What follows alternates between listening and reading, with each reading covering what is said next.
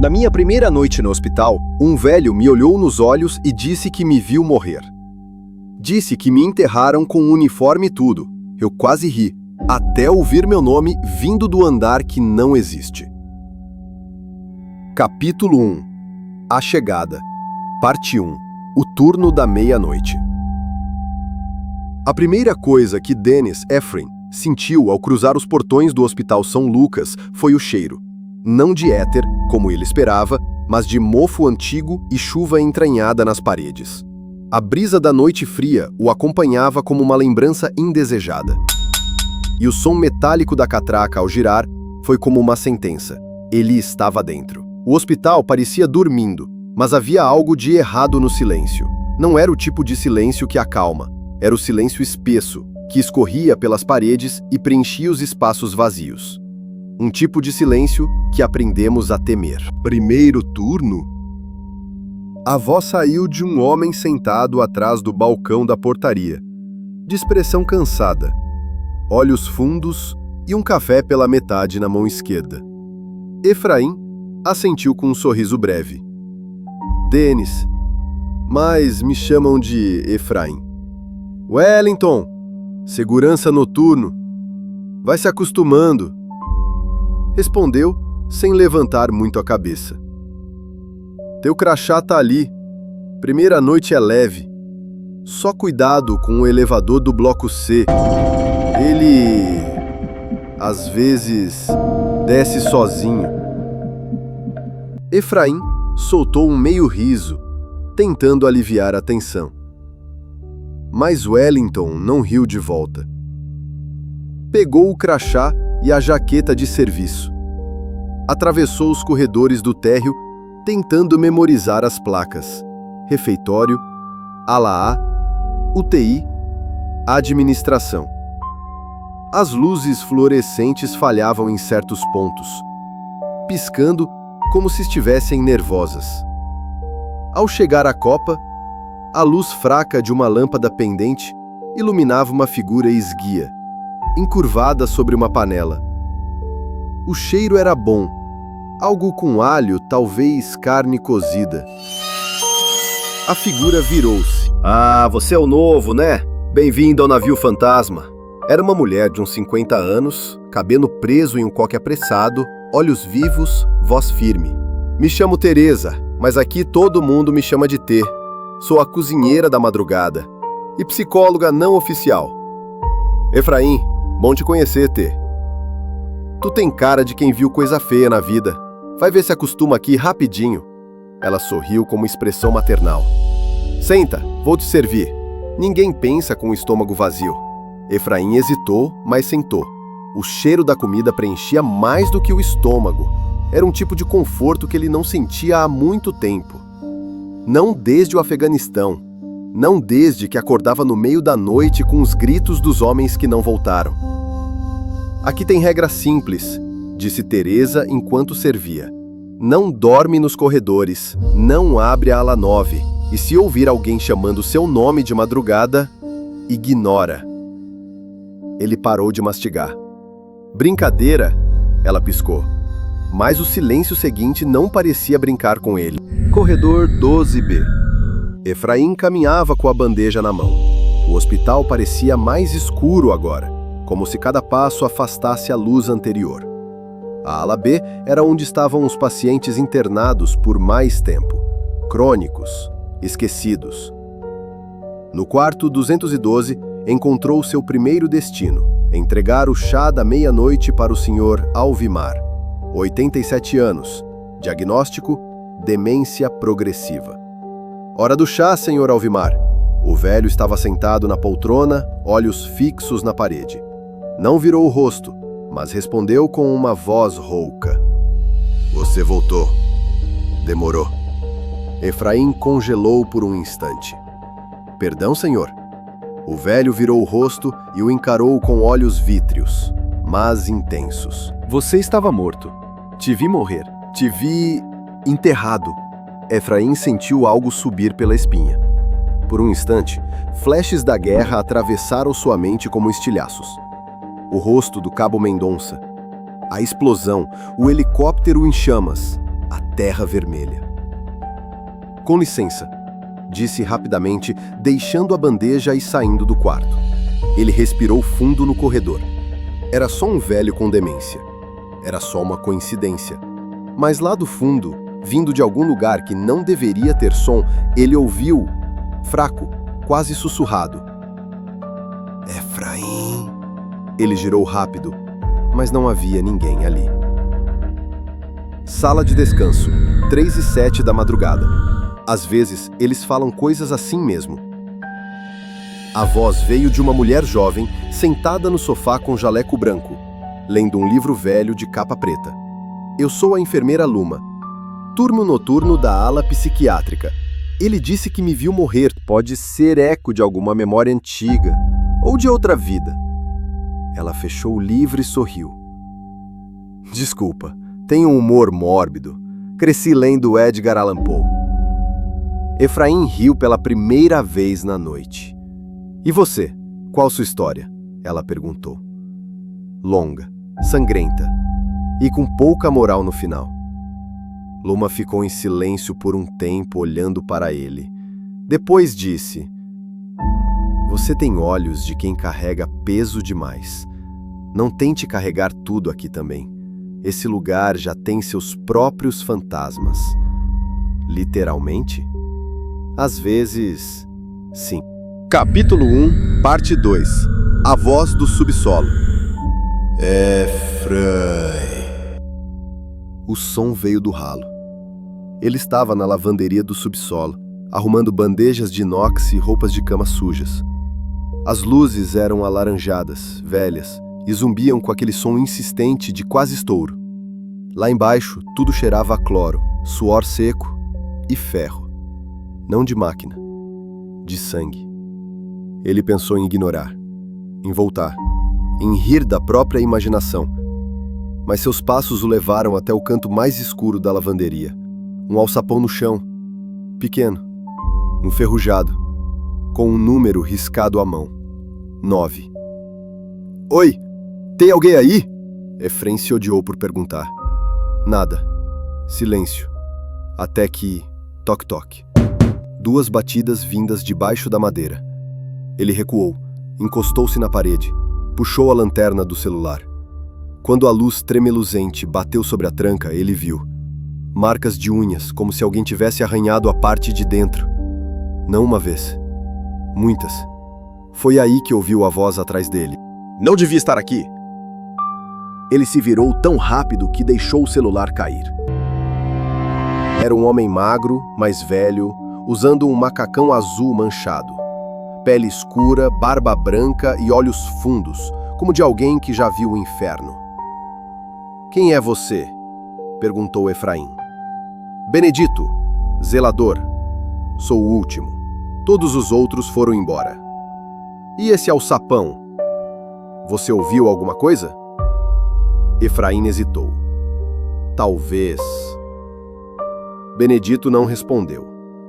Só deu um passo lento até o alçapão, olhou para ele como quem encara um túmulo conhecido e disse: Escute, se algum dia ouvir uma criança rindo por aqui, não procure. Corredor C, 4:12 da madrugada. O relógio marcava 4:12.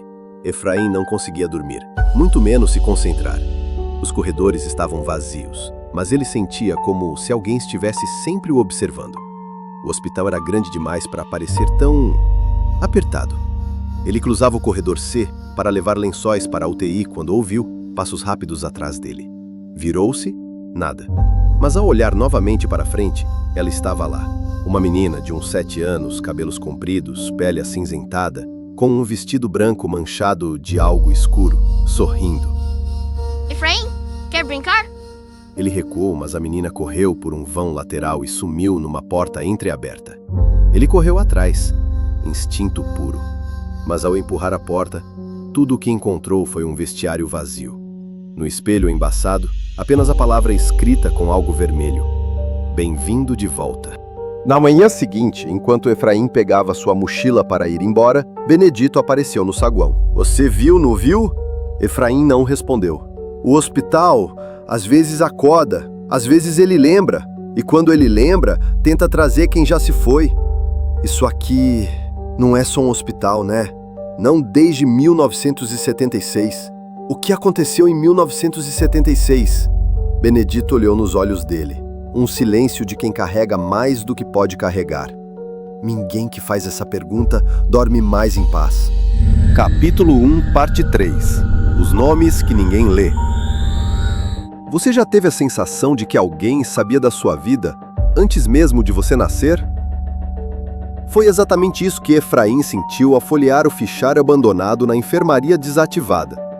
A manhã seguinte trouxe a luz cinza de um céu fechado. Após a troca de turno, Efraim resolveu explorar o hospital com um pretexto bobo. Conhecer melhor o espaço. Mas no fundo ele queria entender o que havia de errado com aquele lugar. Por que as vozes? Por que a criança? E principalmente, por que aquele nome, Ala 9? Durante sua ronda pós-turno, reparou em uma porta de madeira antiga escondida atrás de caixas no fim do corredor da ala psiquiátrica onde Luma costumava trabalhar.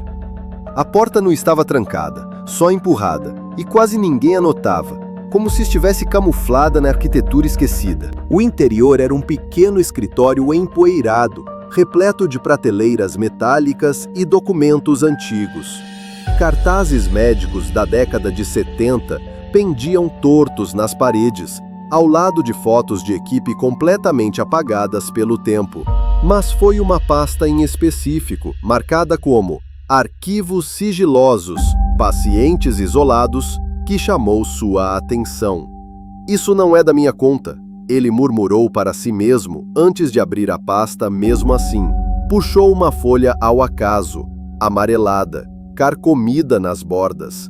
Leu, paciente, E. Efraim, sujeito 047B, diagnóstico inicial, delírios persecutórios, amnésia fragmentada, hiperatividade cognitiva noturna. Status, transferido para a ala 9, observação de longo prazo.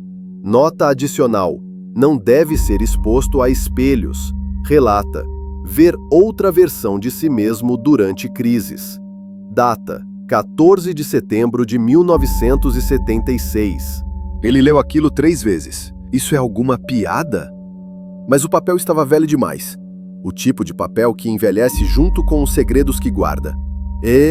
Efraim, não sou o primeiro. Virou a ficha e encontrou uma imagem grampeada. Uma foto P&B, desgastada, borrada. Mas a semelhança era absurda. Aquele rosto era o dele. Ou de alguém idêntico. Enfermeira Luma. Retorno inesperado. Efraim caminhava pelo corredor ainda atordoado, quando deu de cara com Luma, que parecia surpresa ao vê-lo fora do horário. Efraim, você ainda tá aqui? Eu não consegui dormir e achei um negócio esquisito. Onde? Nos arquivos atrás da ala psiquiátrica. Achei uma ficha médica com o meu nome, de 1976. Luma franziu a testa. Não existe nenhum arquivo lá. Aquela sala foi lacrada. Tinha uma infiltração grave. Foi isolada há anos. Então, o que eu vi? Ela pareceu desconfortável. Desviou o olhar por um momento. Vem comigo. Agora. Sala de medicamentos. Revelações e fragmentos. Luma levou Efraim até uma pequena sala de suprimentos. Fechou a porta. Abaixou a voz. Escuta. Tem histórias que a gente não conta pros novos. Só pros que sentem. E você parece estar sentindo. Sentindo o quê? O hospital. Ele não esquece certas pessoas. Como assim? De vez em quando alguém chega aqui e encontra pistas. Pistas de que já estiveram aqui antes. Ou de que fazem parte do que foi escondido. Isso é ridículo. Pode ser. Mas sabe qual era o nome antigo do hospital antes de ser São Lucas? Não.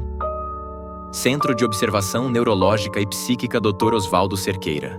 Foi um hospital experimental, ligado ao regime militar. Testes com pacientes considerados inaptos.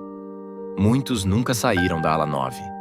Outros sumiram dos registros. Mas o pior, ela hesitou.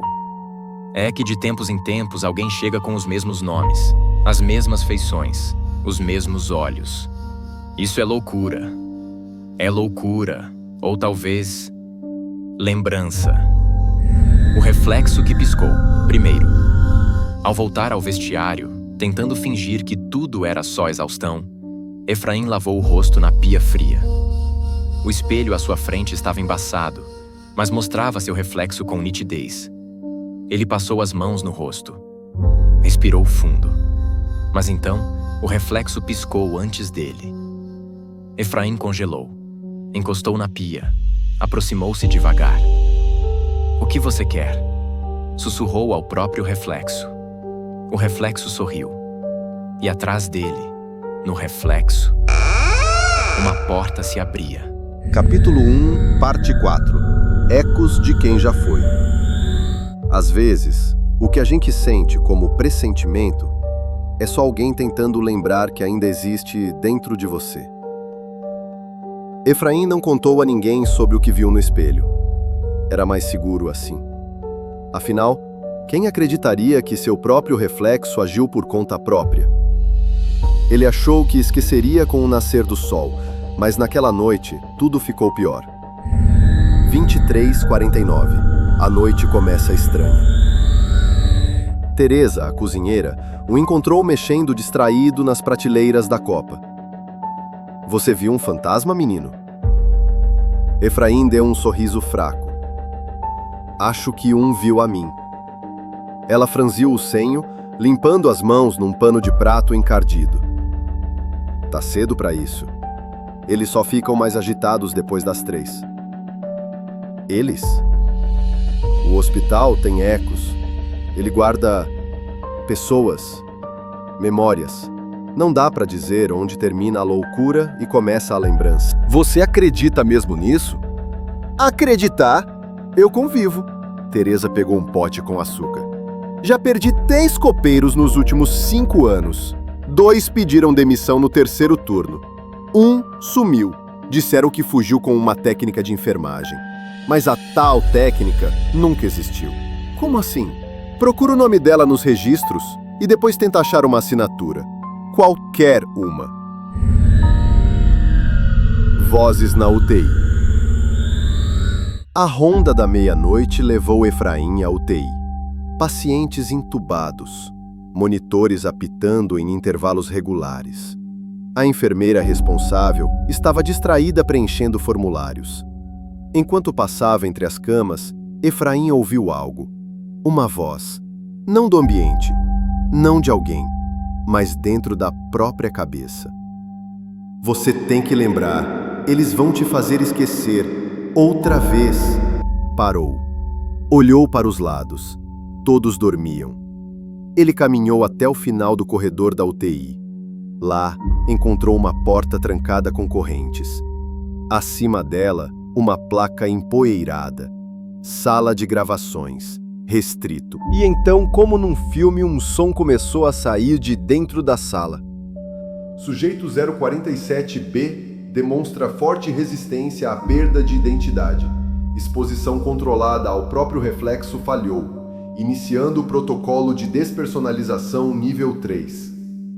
Era a mesma voz do papel que ele lera, a mesma numeração, o mesmo nome, 047B.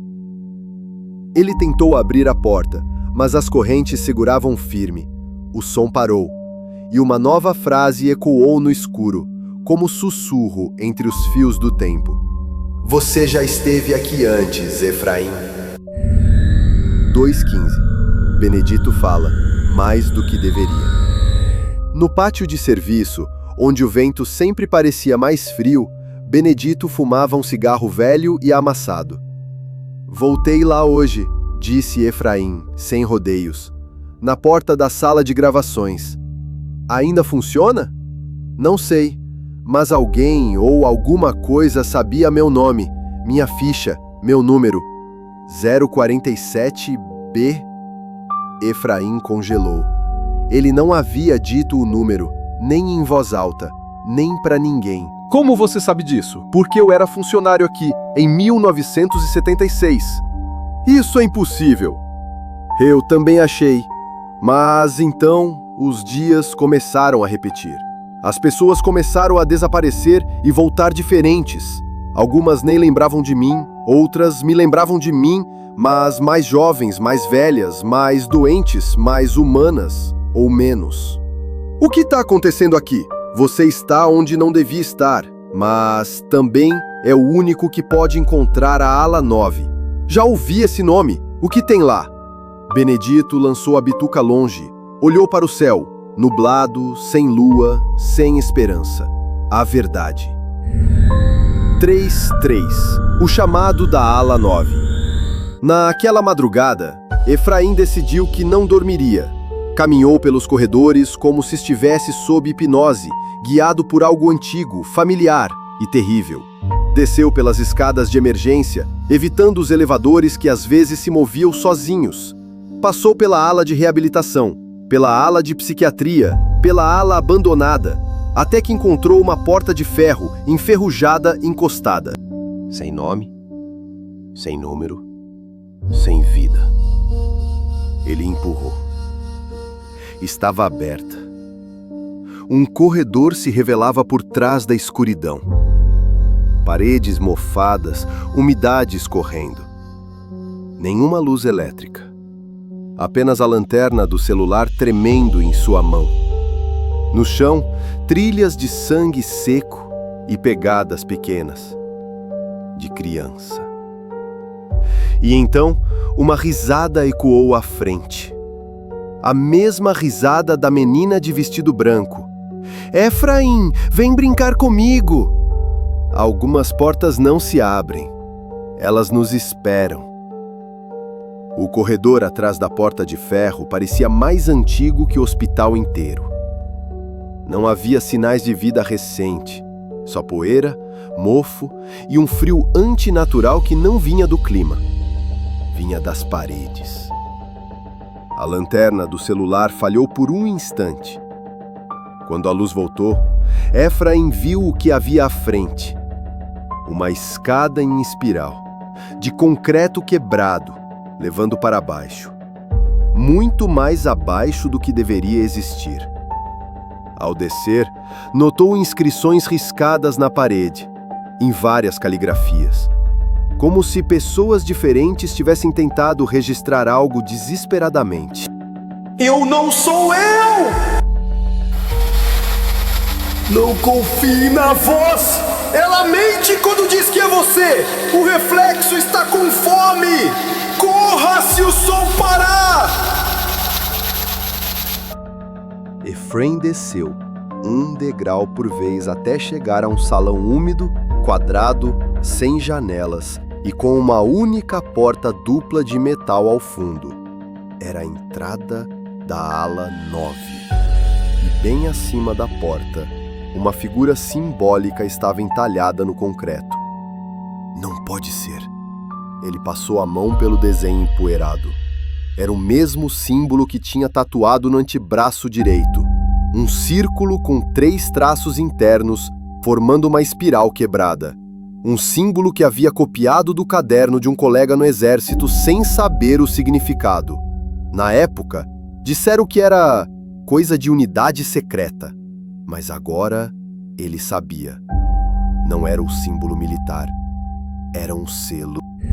Diário. Página perdida. Antes de abrir a porta, Efraim notou algo no chão, parcialmente coberto de poeira e detritos. Um caderno com capa de couro, rasgado nas bordas. Ele o abriu com cuidado. As páginas estavam cheias de anotações à mão, desorganizadas. Algumas em português, outras em inglês, outras em símbolos que ele não reconhecia, mas uma delas o paralisou. Relato de 18 de agosto de 1976.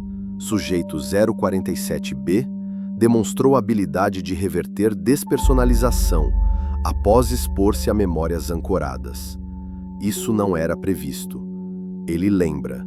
Precisamos resetá-lo. No rodapé, a assinatura. E. Efraim. Era sua letra, ou de alguém com a exata mesma caligrafia. Efraim soltou o caderno. A respiração falhou. A mente girava. Eu estive aqui. Eu fiz parte disso? Confuso. A primeira sala, dentro da ala 9, a luz da lanterna refletia em vidros quebrados, instrumentos enferrujados e retratos de corpos cobertos em macas. Uma gravação antiga tocava em loop, num rádio em cima de uma mesa. Bem-vindo à unidade de reprogramação 9. Aqui, o que foi será corrigido. Aqui, a memória é maleável. Aqui, você não é quem pensa que é. No canto da sala, uma tela de observação espelhada revelava algo além. Uma sala de contenção. Dentro dela, uma cadeira metálica com cintos de couro. Acima dela, luzes vermelhas apagadas. Ao lado, um espelho enorme e sujo. E nele, o reflexo de Ephraim. Mas o reflexo não o imitava.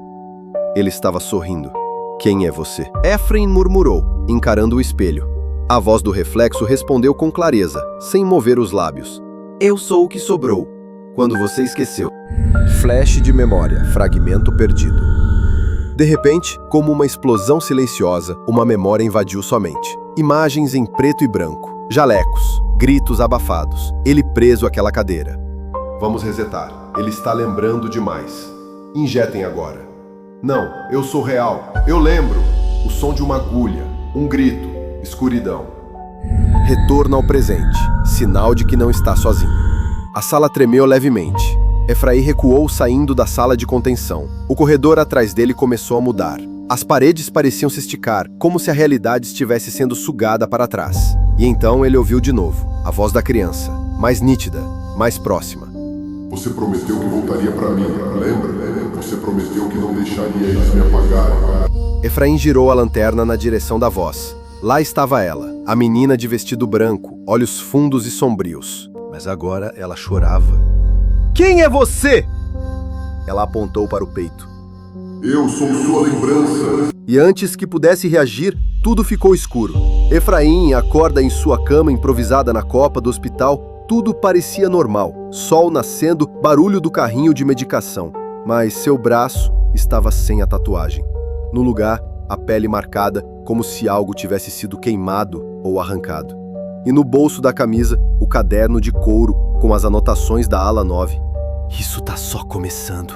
Ephraim decide investigar os prontuários oficiais para procurar mais nomes conectados à ala 9. Mas o sistema digital do hospital trava toda vez que ele digita Ephraim ou 047B. Luma o alerta de que alguém na administração sabe mais do que deveria. Uma médica chamada doutora Ellen Moreira, que nunca sorri e que trabalha ali desde antes de Ephraim nascer. Quem é o sujeito 047B realmente? O que houve em 1976? E por que Benedito ainda está vivo desde então? Por que o hospital parece estar reativando memórias em Ephraim?